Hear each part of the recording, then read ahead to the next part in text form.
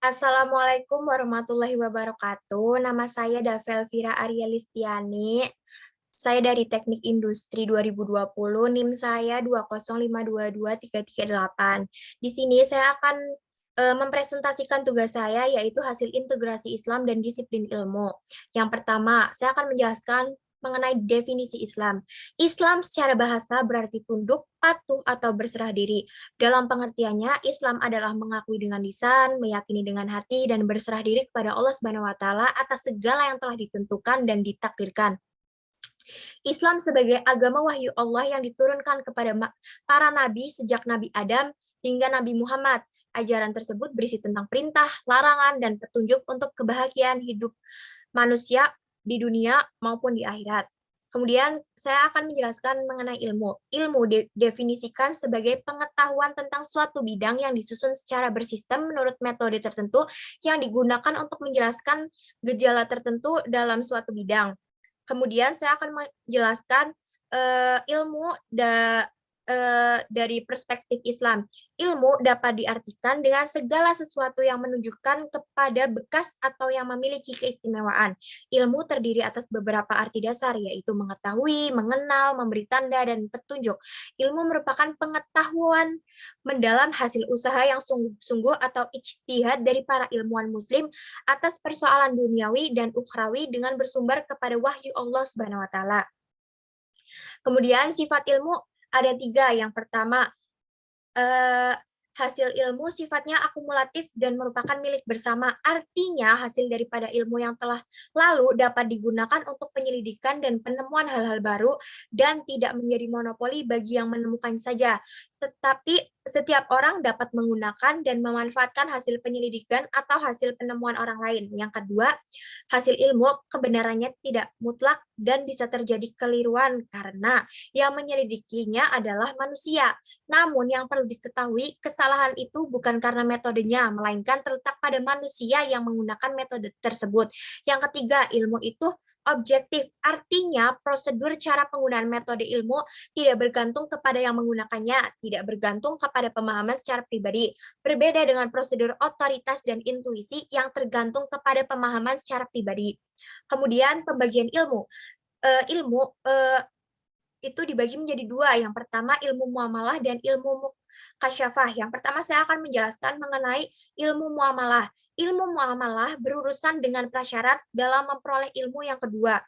Pada ilmu muamalah dibagi lagi menjadi 2, yaitu ilmu zohir dan ilmu batin. Pada ilmu zohir itu ilmu yang mempelajari mengenai amal perbuatan anggota badan dan menyangkut adat kebiasaan dan ibadah. Sedangkan ilmu batin, ilmu yang mempelajari mengenai amal perbuatan melalui anggota badan dan menyangkut hal ihwal hati serta budi pekerti baik terpuji maupun tercela. Kemudian ilmu mukasyafah. Ilmu mukasyafah merupakan apa yang dibicarakan oleh Nabi secara tersirat dan singkat melalui lambang dan kiasan. Ilmu mukasyafah tidak dapat diajarkan kepada orang lain karena ilmu tersebut didapat langsung dengan rahmat Allah untuk orang yang pantas mendapatkan dan orang yang pantas memikulnya. Kemudian batasan berilmu. Batasan kewajiban menuntut ilmu dibebankan pada manusia bagi setiap muslim sesuai dengan ketetapan Rasulullah SAW adalah sepanjang umur hidup manusia, baik pria maupun wanita. Hadis Rasulullah yang mewajibkan muslim dan muslimah menuntut ilmu adalah menuntut ilmu hukumnya wajib bagi setiap muslim dan muslimah. Dengan demikian jelas bahwa menuntut ilmu itu kewajiban yang tidak bisa ditawar. Dalam ketentuan Islam sendiri, ilmu yang sifatnya itu fardu ain untuk dipelajari adalah ilmu agama. Adapun ilmu yang sifatnya fardu kifayah untuk dipelajari yaitu ilmu yang berkaitan dengan dunia. Keduanya wajib, terutama bisa bermanfaat. Dalam Islam sendiri, menuntut ilmu adalah hal yang utama sebab mereka yang berilmu akan ditinggikan derajatnya oleh Allah Subhanahu wa Ta'ala dari mereka yang sekedar ahli ibadah. Menuntut ilmu juga menurut Rasulullah keutamaannya sama seperti berjihad di jalan Allah. Kemudian keutamaan ilmu. Yang pertama, mendapat kemuliaan. Yang kedua, pemutus perkara sebagaimana Rasulullah. Yang ketiga, menjadi tempat bertanya Nabi Muhammad. Yang keempat, mendapat martabat tinggi di sisi Allah dan Rasul-Nya. Yang kelima, orang yang berilmu adalah orang yang mengetahui kebenaran Tuhan dan hatinya tunduk. Yang keenam, orang yang berilmu dan mengerti adalah orang yang mengerti bahasa. Dengan adanya ilmu yang dimiliki, maka orang tersebut mampu berkomunikasi dengan baik dan benar. Yang ketujuh, orang yang berilmu mendapat balasan baik. Yang terakhir, pengakuan atau keyakinan orang-orang yang berilmu bahwa iman dan amal soleh adalah jalan kebaikan.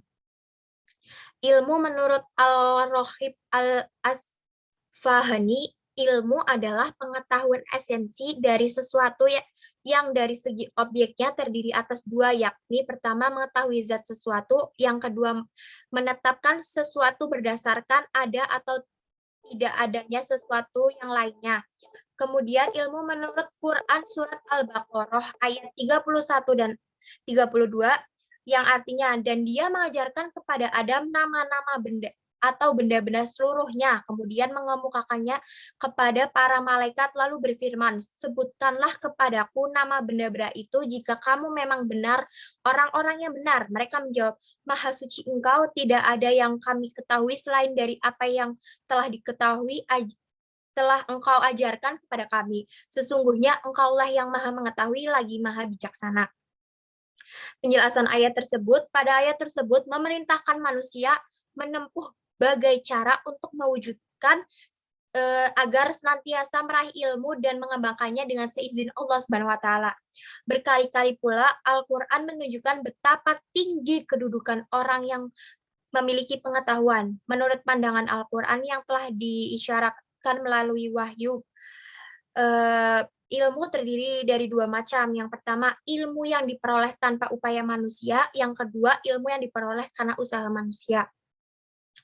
Cukup sekian presentasi dari saya, kurang lebihnya mohon dimaafkan. Terima kasih. Wassalamualaikum warahmatullahi wabarakatuh.